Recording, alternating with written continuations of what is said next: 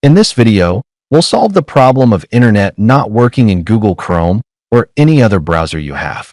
Even if your phone's internet works in all other apps and websites, it only doesn't work in Google Chrome.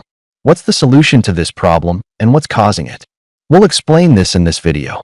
Before we begin, as usual, don't forget to subscribe to the channel and like the video.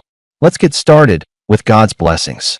The first step, my friend, is to go to your phone's settings. Then go to the Apps section, then to Apps again.